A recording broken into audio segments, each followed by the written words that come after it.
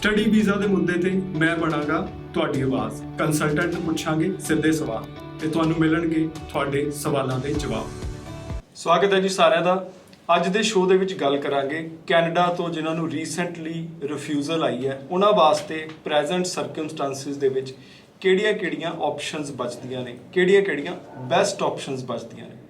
ਸੋ ਸਭ ਤੋਂ ਪਹਿਲਾਂ ਮੈਂ ਸਵਾਗਤ ਕਰੂੰਗਾ ਅੱਜ ਦੇ ਸਾਡੇ ਗੈਸਟ ਬ੍ਰੌਡਵੇ ਇਮੀਗ੍ਰੇਸ਼ਨ ਦੇ ਮੈਨੇਜਿੰਗ ਡਾਇਰੈਕਟਰ ਅਮਰਜੀਤ ਸਿੰਘ ਕੰਵਰ ਹੋਣਾ ਦਾ। ਸਵਾਗਤ ਹੈ ਜੀ। ਥੈਂਕ ਯੂ ਦੀਪਕ ਜੀ। ਪ੍ਰੋਗਰਾਮ ਦੇਖ ਰਹੇ ਸਾਰੇ ਦੋਸਤਾਂ ਨੂੰ ਵੀ ਸਤਿ ਸ਼੍ਰੀ ਅਕਾਲ। ਸੋ ਕੰਵਰ ਸਾਹਿਬ, ਜਿਹੜੇ ਸਟੂਡੈਂਟ ਨੂੰ ਰੀਸੈਂਟਲੀ ਰਿਫਿਊਜ਼ਲ ਆਉਂਦੀ ਹੈ, ਇੱਕ ਤਾਂ ਉਹਨਾਂ ਦੀ ਸਾਈਕੋਲੋਜੀ ਹੁੰਦੀ ਹੈ ਕਿ ਮੈਂ ਜਲਦੀ ਤੋਂ ਜਲਦੀ ਰੀਫਾਈਲਿੰਗ ਕਰਦਾ।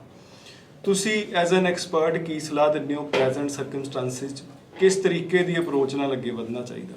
ਦੇਖੋ, ਕੈਨੇਡਾ ਦੇ ਵਿੱਚ ਅਗਰ ਕੋਈ ਬੱਚਾ ਅੱਜ ਦੀ ਡੇਟ 'ਚ ਰਿਫਿਊਜ਼ਡ ਹੈ, ਕਿਉਂਕਿ ਅੱਜ ਦੀ ਡੇਟ 'ਚ ਆਪਾਂ ਦੇਖਦੇ ਹਾਂ ਕਿ ਐਮਬੈਸੀ ਦੇ ਬਿਲਕੁਲ ਜਿਹੜਾ ਰਵੱਈਆ ਆ ਉਹ ਬਦਲਿਆ ਹੋਇਆ। ਕਾਫੀ ਚੀਜ਼ਾਂ ਉਹਦੇ 'ਚ ਟੈਕਨੀਕਲੀ ਲੈਵਲ ਤੇ ਉਹਨਾਂ ਦੀ ਜਿਨ੍ਹਾਂ ਨੂੰ ਪਹਿਲਾਂ ਅਸੈਪਟੈਂਸ ਜੀ, ਜਿਨ੍ਹਾਂ ਦੇ ਜਿਹੜੇ ਬੱਚਿਆਂ ਨੂੰ ਪਹਿਲਾਂ ਉਹ ਹੱਸ ਕੇ ਵੀਜ਼ਾ ਦਿੰਦੇ ਸੀ, ਅੱਜ ਉਹਨਾਂ ਹੀ ਪ੍ਰੋਫਾਈਲਾਂ ਦੇ ਉੱਤੇ ਉਹ ਕਿਤੇ ਨਾ ਕਿਤੇ ਨਾ ਕਰਦੇ ਦੇਖਦੇ ਨੇ। ਸੋ ਹੁਣ ਜਦੋਂ ਤੁਸੀਂ ਰੀਅਪਲਾਈ ਦਾ ਕਦੀ ਵੀ ਕੈਨੇਡਾ 'ਚ ਸੋਚਦੇ ਹੋ ਤਾਂ ਸਭ ਤੋਂ ਪਹਿਲਾਂ ਆਪਣੇ ਪ੍ਰੋਫਾਈਲ ਦੀ ਪ੍ਰੋਪਰ ਅਸੈਸਮੈਂਟ ਨੂੰ ਸਮਝ ਲੈਣਾ ਜ਼ਰੂਰੀ ਹੈ, ਔਰ ਸਭ ਤੋਂ ਜ਼ਰੂਰੀ ਆਪਣੀ ਰਿਫਿਊਜ਼ਲ ਨੂੰ ਸਮਝ ਲੈਣਾ। ਕਿਉਂਕਿ ਅਗਰ ਤੁਸੀਂ ਰਿਫਿਊਜ਼ਲ ਨੂੰ ਨਹੀਂ ਸਮਝੋਗੇ ਤਾਂ ਰਿਫਿਊਜ਼ਲ ਦੇ ਰਿਪੀਟ ਹੋਣ ਦੇ ਚਾਂਸ ਜ਼ਿਆਦਾ ਨੇ। ਜਿੰਨਾ ਚਿਰ ਵੀਜ਼ਾ ਆਫਿਸਰ ਦਾ ਕੰਸਰਨ ਤੁਸੀਂ ਆਨਸਰ ਨਹੀਂ ਕਰੋਗੇ ਆਪਣੇ ਰੀਅਪਲਾਈ ਦੇ ਵਿੱਚ, ਉਹਨਾਂ ਚਿਰ ਇਹ ਚੀਜ਼ਾਂ ਪੋਸੀਬਲ ਨਹੀਂ ਹੋ ਸਕਦੀਆਂ। ਸੋ ਕੁਝ ਚੀਜ਼ਾਂ ਇਦਾਂ ਦੀਆਂ ਨੇ ਜਿਨ੍ਹਾਂ ਨੂੰ ਤੁਸੀਂ ਰਿਪਲਾਈ ਕਰ ਸਕਦੇ ਹੋ, ਕੁਝ ਇਦਾਂ ਦੀਆਂ ਹੋਣਗੀਆਂ ਜਿਨ੍ਹਾਂ ਨੂੰ ਨਹੀਂ ਕਰ ਸਕਦੇ ਹੋ। ਫੋਰ ਐਗਜ਼ਾਮਪਲ, ਮੰਨ ਲਓ ਤੁਸੀਂ ਫੰਡਸ ਨਹੀਂ ਦਿਖਾਏ, ਇਨਕਮ ਨਹੀਂ ਦਿਖਾਈ, ਤੁਹਾਨੂੰ ਐਡ ਆਨ ਕਰੋ, that might add the value. But ਕਿੱਥੇ ਰਿਕਵਰੀ ਔਖੀ ਹੋਏਗੀ? ਰਿਕਵਰੀ ਸਿਰਫ ਇੱਕ ਜਗ੍ਹਾ ਤੇ ਮੇਜਰਲੀ ਔਖੀ ਹੈ। ਉਹ ਜਗ੍ਹਾ ਹੈਗੀ ਹੈ ਕਿ ਅਗਰ ਤੁਹਾਡਾ ਅਕੈਡਮਿਕ ਗੜਬੜ ਸੀ, ਮਤਲਬ ਜੇ ਤੁਸੀਂ +2 ਬੇਸ ਤੇ ਸੀ, ਤੁਹਾਡੇ ਈਚ ਸਬਜੈਕਟ ਦੇ ਮਾਰਕਸ ਘੱਟ ਸੀ, ਜਾਂ ਤੁਸੀਂ ਗ੍ਰੈਜੂਏਟ ਸੀ, ਤੁਹਾਡੇ ਬੈਕਲੌਗਸ ਜ਼ਿਆਦੀਆਂ ਸੀ, ਆਹ ਜਿਹੜੀ ਪ੍ਰੋਬਲਮ ਹੈ ਹੁਣ ਇਹਨੂੰ ਜਲਦੀ ਕੋਈ ਹੱਲ ਨਹੀਂ ਕਰ ਸਕਦਾ। ਕਿਉਂਕਿ ਅਕੈਡਮਿਕਸ ਤਾਂ ਜੋ ਹੈਗੇ ਆ, ਜੋ ਐਜੂਕੇਸ਼ਨ ਗਈ ਹੈ ਹੁਣ ਉਹ ਹੀ ਰਹੇਗੀ, ਉਹ ਬਦਲ ਨਹੀਂ ਸਕਦੀ। ਬਦਲ ਤੁਸੀਂ ਕੀ ਸਕਦੇ ਹੋ? ਤੁਸੀਂ ਆਪਣੇ SOPs ਬਦਲ ਸਕਦੇ ਹੋ।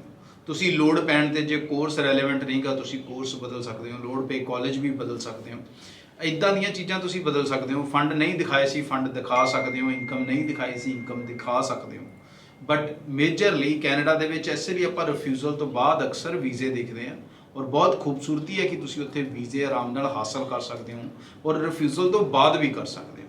ਪਰ ਇੱਕ ਗਰਾਊਂਡ ਜੇ ਤੁਹਾਡੇ ਰੀਜ਼ਨ ਹੈਗਾ ਕਿ ਤੁਹਾਡਾ ਅਕੈਡਮਿਕ ਵੀਕ ਹੈ ਔਰ ਆਪਣਾ ਅਕੈਡਮਿਕ ਸੱਚੀ ਵੀਕ ਹੈ, ਤਾਂ ਫਿਰ ਸ਼ਾਇਦ ਆਪਾਂ ਰਿਕਵਰ ਨਹੀਂ ਕਰ ਸਕਾਂਗੇ। ਰੈਸਟ ਇਸ ਤੋਂ ਇਲਾਵਾ ਅਗਰ ਤੁਹਾਡੇ ਕੋਈ ਰਿਫਿਊਜ਼ਲ ਆ ਗਈ ਹੈ ਤੇ ਬਿਲਕੁਲ ਘਬਰਾਉਣ ਦੀ ਲੋੜ ਨਹੀਂ ਹੈ। ਤੁਸੀਂ ਸਾਨੂੰ ਵੀ ਮਿਲ ਸਕਦੇ ਹੋ, ਆ ਕੇ ਆਪਣੀ ਐਪਲੀਕੇਸ਼ਨ ਨੂੰ ਬੇਫਿਕਰ ਹੋ ਕੇ ਰੀਅਪਲਾਈ ਕਰੋ।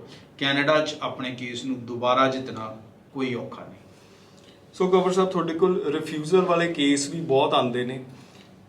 ਪ੍ਰੈਜ਼ੈਂਟਲੀ ਟ੍ਰੈਂਡ ਕੀ ਚੱਲ ਰਿਹਾ? ਜ਼ਿਆਦਾਤਰ ਰੀਜ਼ਨ ਕਿੱਦਾਂ ਦੇ ਨੇ? ਦੇਖੋ, ਮੇਜਰਲੀ ਜਿਹੜਾ ਰੀਜ਼ਨ ਲੱਗ ਕੇ ਆਇਆ ਬਹੁਤ ਸਾਰੇ ਬੱਚਿਆਂ ਦੇ ਮੈਂ ਦੇਖਿਆ, ਜ਼ਿਆਦਾਤਰ ਉਹਨਾਂ ਦੇ ਕੰਸਿਸਟੈਂਸੀ ਨੂੰ ਲੈ ਕੇ ਆਉਂਦਾ ਹੈ। ਕੰਸਿਸਟੈਂਸੀ ਦੇ ਵਿੱਚ ਦੋ ਚੀਜ਼ਾਂ ਨੇ।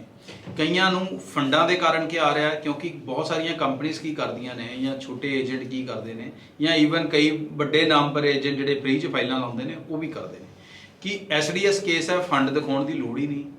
ਮੈਨੂੰ ਆਹ ਦੱਸੋ ਕਿ ਨੌਨ SDS ਦੀ ਕਿਹੜੀ ਲਿਸਟ 'ਚ ਫੰਡ ਦਿਖਾਉਣੇ ਲਿਖਿਆ ਹੈ? ਉੱਥੇ ਵੀ ਕੰਡੀਸ਼ਨ ਹੈ ਕਿ ਜੇ ਤੁਸੀਂ 1 ਸਾਲ ਦੀ ਫੀਸ ਨਹੀਂ ਦਿੱਤੀ, ਤੁਸੀਂ GIC ਨਹੀਂ ਕੀਤਾ, ਫਿਰ ਤੁਸੀਂ ਆਪਣੇ ਫੰਡ ਦਿਖਾਓ। ਉੱਥੇ ਵੀ ਫੰਡ ਦਿਖਾਉਣੇ ਜ਼ਰੂਰੀ ਨਹੀਂ ਹੈ ਜੇ ਤੁਸੀਂ ਦੋ ਚੀਜ਼ਾਂ ਕਰ ਦਿੱਤੀਆਂ। ਸੋ ਫੰਡ ਦਿਖਾਉਣੇ ਦੋਨਾਂ ਲਿਸਟਾਂ 'ਚ ਜ਼ਰੂਰੀ ਨਹੀਂ, ਬਟ ਫੰਡਾਂ ਦਾ ਰਿਫਿਊਜ਼ਲ ਬਹੁਤ ਬੱਚਿਆਂ ਨੂੰ ਆ ਰਿਹਾ। ਇਹ ਰੀਜ਼ਨ ਤੁਹਾਨੂੰ ਕੇਪਸ ਦੇ ਵਿੱਚੋਂ ਦਿਖੂਗਾ, ਉਹਦੇ ਵਿੱਚੋਂ ਨਹੀਂ ਦਿਖੂਗਾ। Second major reason of refusal ਉਹਨਾਂ ਬੱਚਿਆਂ ਨੂੰ ਆ ਰਿਹਾ ਜਿਨ੍ਹਾਂ ਦਾ ਮੈਂ ਜਿੱਦਾਂ ਦੱਸਿਆ ਕਿ ਜਿਹੜਾ ਅਕੈਡਮਿਕ ਹੈ ਉਹ ਗੜਬੜ ਹੈ। ਸੋ ਡਿਪੈਂਡਸ ਅਪੋਨ ਯੋਰ ਰੀਜ਼ਨ, ਡਿਪੈਂਡਸ ਅਪੋਨ ਯੋਰ ਪ੍ਰੋਫਾਈਲ। ਅਗਰ ਰਿਫਿਊਜ਼ਲ ਹੋਊਗੀ ਅਸੀਂ ਉਹਦੇ ਹਿਸਾਬ ਨਾਲ ਅਸੈਸ ਕਰਦੇ ਹਾਂ। ਸਾਨੂੰ ਇੱਕ ਚੀਜ਼ ਮੇਕ ਸ਼ੋਰ ਕਰਨੀ ਹੁੰਦੀ ਹੈ ਕਿ ਬੱਚੇ ਦਾ ਅਕੈਡਮਿਕ ਸਟਰੋਂਗ ਹੈ। ਜੇ ਉਹਦਾ ਅਕੈਡਮਿਕ ਸਫੀਸ਼ੀਐਂਟਲੀ ਸਟਰੋਂਗ ਹੈ ਤਾਂ ਰੈਸਟ ਆਫ ਦੇ ਰਿਫਿਊਜ਼ਲ ਨੂੰ ਵੀਜ਼ਾ 'ਚ ਬਦਲਣਾ ਕੋਈ ਔਖਾ ਨਹੀਂ।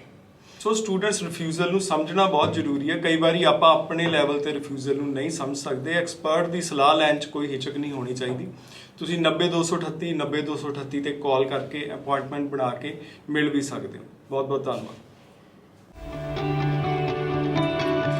ਸਟੱਡੀ ਵੀਜ਼ਾ ਦੇ ਮੁੱਦੇ ਤੇ ਮੈਂ ਬਣਾਂਗਾ ਤੁਹਾਡੀ ਆਵਾਜ਼। ਕੰਸਲਟੈਂਟ ਨੂੰ ਪੁੱਛਾਂਗੇ ਸਿੱਧੇ ਸਵਾਲ ਤੇ ਤੁਹਾਨੂੰ ਮਿਲਣਗੇ ਤੁਹਾਡੇ ਸਵਾਲਾਂ ਦੇ ਜਵਾਬ।